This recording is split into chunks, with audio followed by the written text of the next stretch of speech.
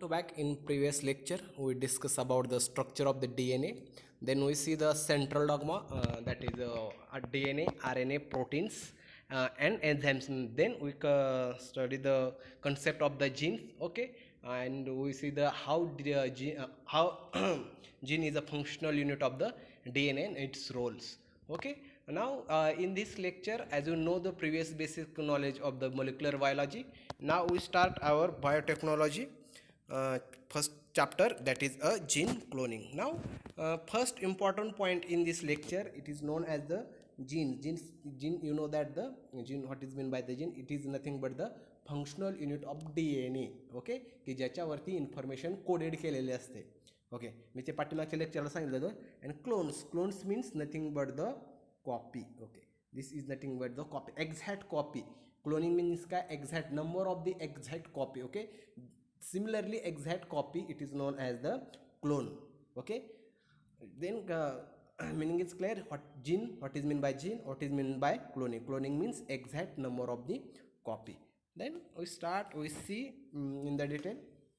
Now as you before you study gene cloning, we know that the various impact regarding to the gene cloning. One important aspect in the recombinant DNA. Now this is another important words, you should know that meaning of that. Recombinant DNA, one important aspect in recombinant DNA म्हणजे DNA technology, म्हणजे biotechnology म्हणजे DNA recombinant हा एक खूप important factor आहे, खूप important point आहे. Okay, म्हणजे प्रॅक्टिकली जो अप्रोच आहे ह्याच्याकडे DNA रिकॉम्बिनंट किंवा रिकॉम्बिनंट DNA टेक्नॉलॉजी, याच्यामध्ये काय असतं ॲक्च्युली, ज्यावेळेस ॲक्च्युली हा DNA असतो. ओके, हा नॉर्मली ॲनिमल सेल असतील, प्लांट सेल असतील किंवा बॅक्टेरियल सेलमध्ये असतो. ओके, याच्यामध्ये हा नॉर्मली ओरिजिनल DNA झाला. पण ह्या DNAमध्ये जर दुसरा जीन आपण ॲड केला, ओके, जर दुसरा जीन याच्यामध्ये आपण ॲड केला, then we add here another genes. Okay, this is known as the recombinant DNA. ओरिजिनलमध्ये जर आपण दुसरा जीन त्या DNAमध्ये जर इन्सर्ट केला तर तो DNA कसा झाला, रिकॉम्बिनंट DNA झाला. ओके, आणि त्या टेक्नॉलॉजीला, ज्या अशा अनेक टेक्नॉलॉजी आहेत बायोटेक्नॉलॉजी की ज्या DNA रिकॉम्बिनंट DNA बनवतात, त्या टेक्नॉलॉजीला काय म्हणतो आपण, recombinant DNA technology. Okay, one important aspect in recombinant DNA technology is DNA cloning और जीन क्लोनिंग. ह्या रिकॉम्बिनंट DNAमध्ये महत्त्वाचं काय आहे तर जीन क्लोनिंग आणि DNA क्लोनिंग हा खूप महत्त्वाचा इम्पॉर्टंट फॅक्टर आहे याच्यामध्ये. रिकॉम्बिनंट DNAमध्ये काय, DNA क्लोनिंग आणि gene cloning. Then it is a set of technique. हे रिकॉम्बिनंट किंवा जीन क्लोनिंग ही काय, it is a set of technique आहे, टेक्निकचा सेट आहे हा शास्त्रज्ञांनी डिस्कवर केलेला. That are used to assemble recombinant DNA molecule. Okay, recombinant DNA molecule बनायचा टेक्निकचा सेट आहे. And to direct their replication within the host organism. त्या रिकॉम्बिनंट DNAचं परत होस्टमध्ये दुसऱ्या सेलमध्ये ॲड करून, ओके, त्याच्यापासून परत रिप्लिकेशन बनवून त्याचे एक्झॅक्टली सेम कॉपी अनेक बनवणे म्हणजे काय, DNA क्लोनिंग. म्हणून काय, ह्या टेक्निकचा एक इम्पॉर्टंट अस्पेक्ट आहे जीन क्लोनिंग, रिकॉम्बिनंट DNA टेक्नॉलॉजीचा. Then next point is the DNA cloning और gene cloning is the production of gene. हे DNA क्लोनिंग आणि जीन क्लोनिंग म्हणजे काय actually, this is DNA cloning or gene cloning is the production of large number of identical DNA molecules. DNA चे identical number of the DNA चे identical molecule बनवणे from single ancestral DNA molecules.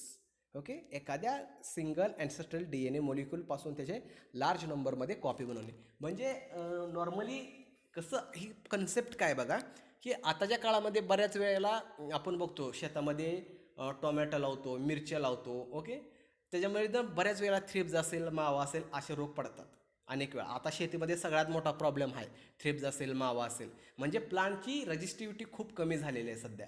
मग अशा वेळी जर तुम्हाला जर plant resistance बनवायचे असेल ह्या इन्सेक्टिसाईडला, पण जुन्या काळामध्ये अशा काही व्हरायटी होत्या मिरचीच्या किंवा टोमॅटोच्या की ज्याच्यावरती कधी रोग पडत नव्हता किंवा त्याला कधी इन्सेक्ट लागत नव्हता, जेव्हा फंगस पडत नव्हता. ओके, आज त्या स्पेसीज नाहीत आपल्याकडे, आज त्या खूप रिअर स्पेसीज झाल्यात. खूप कमी माणसं त्या जुन्या स्पेसीज लावतात, त्या स्पेसीला ॲन्सेस्ट्रल स्पेसीज असं आपण म्हणतो. ओके, मग आपल्याला जर ती रेजिस्टन्स स्पेसीज बनवायची असेल तर काय महत्त्वाचं आहे तर आपल्याला त्याच्यामधला जो जीन आहे, त्यातला जो जीन आहे की जो इन्सेक्टला रेजिस्टन्स करतोय, तो जीन्स त्याच्यातून आपण बाजूला काढायचा त्याच्या डी एन एमधून, आणि जे आताचे सध्या जे स्पेसीज आहे की जे इन्सेक्टला लगेच बळी पडते त्याच्या डी एन एमध्ये ॲड करायचं. ओके, ही झाली D N A recombinant technology.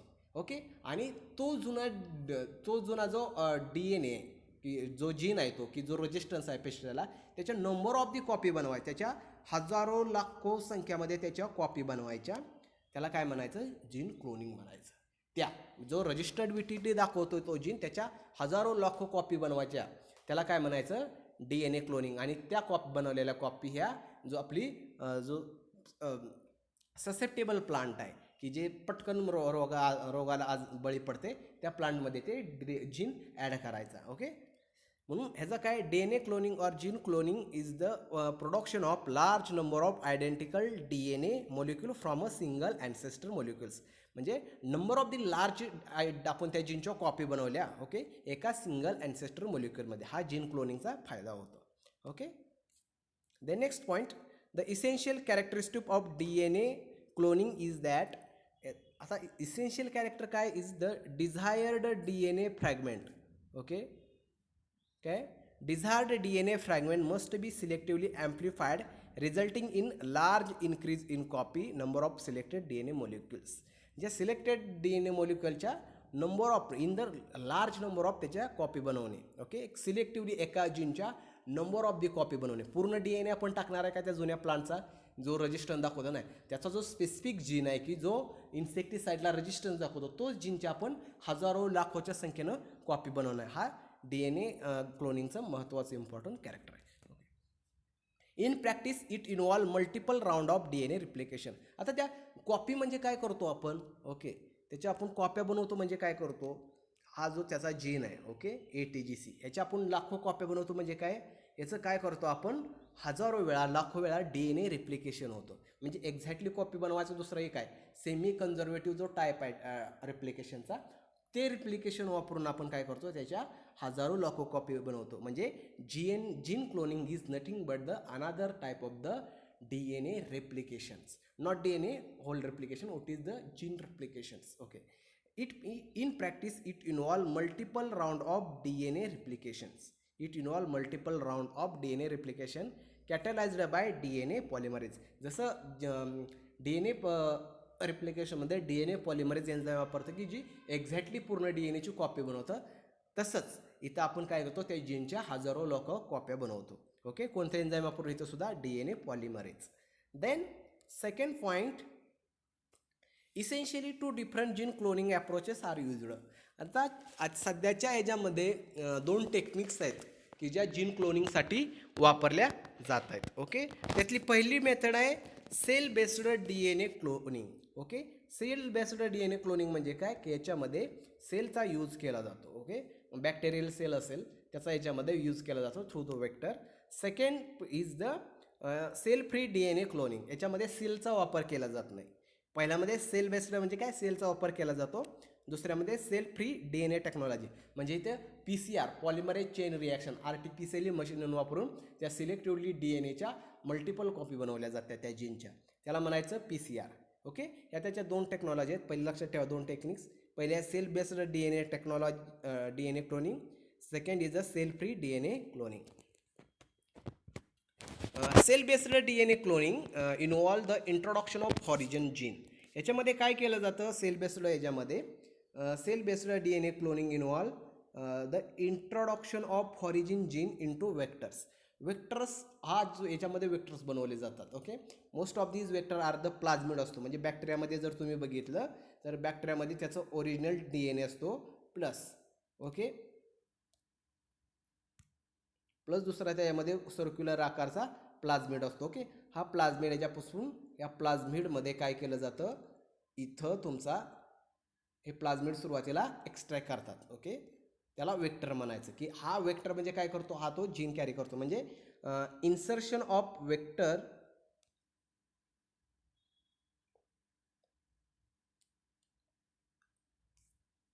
Okay, cell-based DNA technology cloning involve the introduction of origin gene into the vector.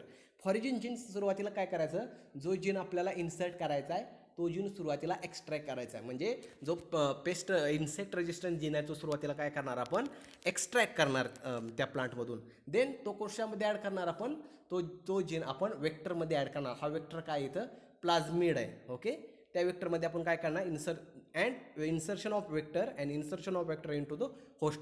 परत तो जो वेक्टर आहे प्लाझ्मिडचा तो परत आपण काय करणार बॅक्टेरियामध्ये सोडणार. ओके, आता त्या वेक्टरमध्ये काय असेल तर आपला डिझायर्ड जीन असेल रेजिस्टन्स जीन्स. आता बॅक्टेरियाचा रेट ऑफ मल्टिप्लिकेशन खूप आहे, म्हणजे लाखो वेळा बॅक्टेरिया डिवाइड होतात असेक्स्युअली. त्यामुळे त्या जी एन एची काय होणार परत मल्टिपल वेळा त्या डी एन एची काय होणार कॉपी तयार होणार. ओके, अशा प्रकारे एका जीनपासून आपण लाखो आणि हजारो कॉपी मिळवतो. ओके, त्या होस्टमध्ये त्या जीनचं आपोआप रिप्लिकेशन होतं. And cell free D N A cloning involve the important technique of D N A gene that is a polymerase chain reaction. इथं आर्टिफिशियली आपण chemical D N A polymerase वगैरे वापरून machine वापरून त्याच्यामध्ये आपण एका सिंगल जीनच्या आपण हजारो कॉपी लाखो कॉपी बनवतो. Okay, next point is the recombinant D N A. आता रिकॉम्बिनंट डी एन ए आणि जीन क्लोनिंग हे आपण पुढच्या डायग्राममध्ये दोन्ही एकत्र बघूया. आता रिकॉम्बिनंट डी एन एचं तुम्हाला मिनिंग सांगितलं मी. Before going to construct recombinant D N A. Recombinant D N A म्हणजे काय, त्याच्यामध्ये आपण desired gene original D N एमध्ये किंवा प्लाझ्मिडमध्ये आपण ॲड करतोय त्यामुळे तो काय झाला रिकॉम्बिनंट झाला, रिकॉम्बिनेशन झालं डी एन एचं. दोन डी एन एचं रिकॉम्बिनेशन म्हणजे काय recombinant. Before going to construct a recombinant D N A it is very important to isolate desired gene which is to be cloned. पहिल्यांदा काय महत्त्वाचं आहे की जो जीन आपल्याला क्लोन करायचा आहे, ओके, जो ॲड करायचा इन्सर्ट करायचा तो पहिल्यांदा काय करायचा आहे एक्स्ट्रॅक्ट करणं, आयसोलेट करणं त्या स्पेसिसमधनं खूप महत्त्वाचं आहे.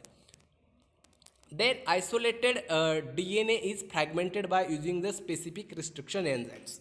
ओके, आता म्हणजे काय करणार आपण, हा पूर्ण डी एन ए आपल्याला पूर्ण डी एन ए आपण इंटरेस्ट नाही दाखवत, आपल्याला फक्त एवढंच डी एन एची कॉपी आहे की जी आपल्याला काय करायची आहे ती इन्सर्ट करायची आहे वेक्टरमध्ये. तर त्यासाठी काय असतात काही रेस्ट्रिक्शन एन्झाईम्स असतात. स्पेसिफिकली ते एन्झाईमबरोबर त्या डी एन एची रिॲक्शन केली, तो डी एन ए आपण एक्स्ट्रा केला, त्या डी एन एची परत ह्या इको आर आय वगैरे रेस्ट्रिक्शन एन्झाईम त्याबरोबर रिॲक्शन केली की ते एन्झाईम्स बरोबर त्या ठिकाणी कट करतात तो जीन्स पर्टिक्युलरली. ओके, म्हणजे काय झालं आपल्याला तो इसेन्शियल आपल्याला तो फॅक्टर मिळाला. Then isolated DNA is fragmented by using the specific restriction enzyme to the develop specific cohesive end. आणि ते काय तयार करतात कोहेसिव्ह एंड, ते कट केल्यामुळे cohesive end. This is a cohesive end म्हणजे काय, दिस इज नथिंग बट द म्हणजे हा पूर्ण आपला स्ट्रक्चर आहे. ओके, त्यांनी इथं कट केलं, इथं कट केलं, इथं तर इथं काय असतात बेस पेअर्स असतात. कोहेसिव्ह एंड म्हणजे काय ए टी. ओके, इथं जी असेल, ओके, परत इथं ए आणि टी, हे म्हणजे कोहेसिव्ह एंड. म्हणजे ज्यावेळेस दुसऱ्या वेक्टरमध्ये हे ॲड करू त्यावेळेस हा जो एंड आहे तो ए टी हा दुसऱ्या ह्याला कोणाला टी आणि ए बरोबर. ओके, हा सुद्धा कोणत्या ह्याला दुसऱ्या ह्याला ज्यावेळेस वेक्टरमध्ये ॲड करेल त्यावेळेस हा टी आणि एला कॉम्प्लिमेंटरी असेल आणि ते दोघं एकमेकाची बरोबर फिट बसतील. ओके, की आणि लॉक जसं कुलपमध्ये चावी फिट बसते तसं हा डी एन ए त्या वेक्टरमध्ये फिट बसेल. आणि हे कोहेसिव्ह एंड बनवण्यासाठी आपण काय करतो तर पहिल्यांदा त्याची रिॲक्शन आयसोलेटेड डी एन एची ही रिस्ट्रिक्शन एन्झाईम बरोबर करतो. प्लस जे आता सेम ह्यालाच कॉम्प्लिमेंटरी बनवायचे म्हटल्यानंतर जो आपला व्हेक्टर आहे प्लाझ्मिड त्याची सुद्धा रिॲक्शन आपण कशाबरोबर करतो त्या सेम रिस्ट्रिक्शन एन्झाईम बरोबर करत असतो. त्यामुळे तिथे देखील कोहेसिव्ह एंड्स तयार होतात. The cloning vector is also treated with the same restricted enzymes. जो व्हेक्टर आहे क्लोनिंग व्हेक्टर म्हणून जो वापरणार ज्याच्यात त्यामध्ये आपण जीन इन्सर्ट करणार आहे, जो व्हेक्टर जो काम करणार आहे काय की परत तो बॅक्टेरियल सेलमध्ये त्याला आपण बॅक्टेरियल सेलमध्ये आपण मल्टिप्लिकेशनसाठी ॲड करणार आहे, त्या व्हेक्टरला सुद्धा आपण काय करतो त्याच एन्झाईमबरोबर ट्रीटेड करतो. त्यामुळे सेम कोहेसिव्ह एंड तयार होतात. म्हणजे आयसोलेटेड केलेल्या जीनमध्ये पण कोहेसिव्ह एंड आहेत आणि व्हेक्टरमध्ये पण कोहेसिव्ह एंड आहेत. Okay, then mixing of both restriction fragment with D N A ligase. मग ते फ्रॅगमेंट आपण जो एक्स्ट्रॅक्ट केलेला आहे ज्याची रिॲक्शन आपण रिस्ट्रिक्शन एन्झाईम बरोबर केलेला आहे, प्लस दुसरीकडे आपला व्हेक्टर आहे की ज्याची पण रिॲक्शन आपण ह्याच्याबरोबर केलेलं आहे रिस्ट्रिक्शन एन्झाईम. आता दोघाला बी कोहेसिव्ह एंड्स आहेत. आता जर तो बरोबर पार्ट जीनचा वेक्टरमध्ये फिट बसला पाहिजे त्यासाठी आपण डी एन ए लायगेज काय करतो गॅप फिलिंग करायचं काम करतं. म्हणजे जिथं दोन कोहेसिव्ह एंड तयार झालेत ते एंडला तिथं कॉम्प्लिमेंटरी बेस पेअर तयार करतं आणि तो पूर्ण DNA त्या वेक्टरमध्ये फिट बसतो. Okay, DNA then DNA recombination is done. Okay, आता आपण डायग्रॅमच्या थ्रू बघूया. खूप छान डायग्रॅम आहे इथं. आता हा समजा पूर्ण डोनर DNA आहे.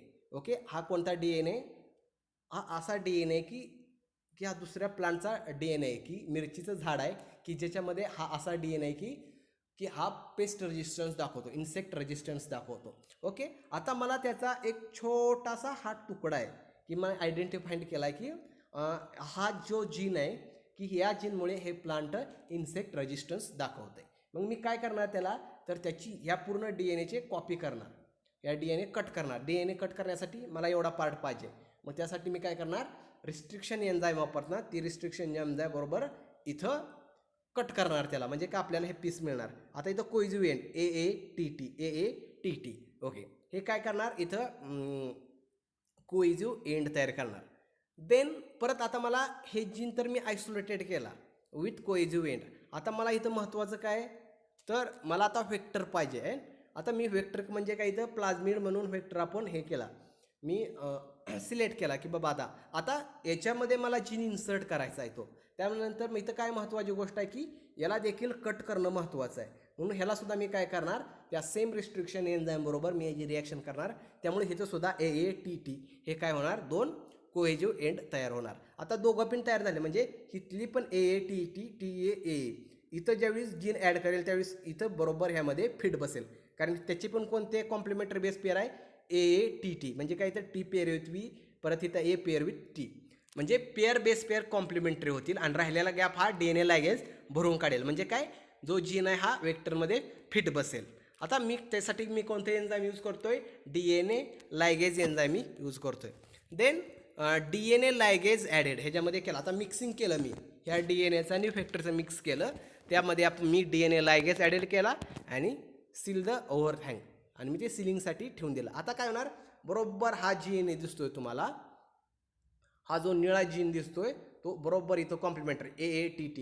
म्हणून हे AAT काय, ह्याला कॉम्प्लिमेंटर आहे. इथं TA बरोबर करणार, AT बरोबर करणार, म्हणून ह्या काय याच्यामध्ये फिट बसणार. बघा इथं फिट बसला. इथला जो TTA आहे तिथला AATT फिट बसला. ओके, इथं सगळ्यांमध्ये बघा इथं काय झालं, सगळ्यांमध्ये परफेक्ट झाला. आणि हा कसला तयार झाला, याला म्हणायचं रिकॉम्बिनंट DNA. आता रिकॉम्बिनंट म्हणजे कळलं, हा वेगळा DNA आणि हा वेगळा DNA, दोन DNA एकत्र कॉम्बिनेशन केलं म्हणून ह्याला काय म्हणतो आपण, DNA रिकॉम्बिनेशन. आता रिकॉम्बिनंट DNA झाला की मी काय करणार, बॅक्टेरिया सर्च. एखादी बॅक्टेरिया आम्ही, जी बॅक्टेरिया फास्ट मल्टिप्लाय होते आणि युजफुल बॅक्टेरिया आहे, जी प्लांटला इन्फेक्ट करेल आणि त्यामध्ये जीन त्याला इन्सर्ट करेल, अशी बॅक्टेरिया मी निवडणार आणि त्याच्यामध्ये ह्या वेक्टरला ॲड करणार. त्यासाठी कोणकोणत्या प्रोसेस आहेत त्या आपण बॅक्टेरिया याच्यामध्ये बघूया, बॅक्टेरिया फेजमध्ये. Okay, DNA introduce into bacterial cell त्याच्यामध्ये करणार. बघा याच्यामध्ये ॲड केला आपण याच्यामध्ये, आणि परत त्याच्यापासून recombinant DNA molecule replicate and cell divide. जसं बॅक्टेरियाची सेल डिवाइड होईल तसं तो रिकॉम्बिनंट DNA मॉलिक्यूल काय होणार, परत रिप्लिकेट होणार. म्हणजेच काय ॲक्च्युली होणार, एका जीनपासून त्याच्या हजारो लाखो कॉपी तयार होणार. ओके, ह्याला म्हणायचं recombinant DNA process plus gene cloning. Okay, hope सर्वांना समजलं असेल. नेक्स्ट लेक्चरला आपण याचा रिमेनिंग पार्ट पाहूया.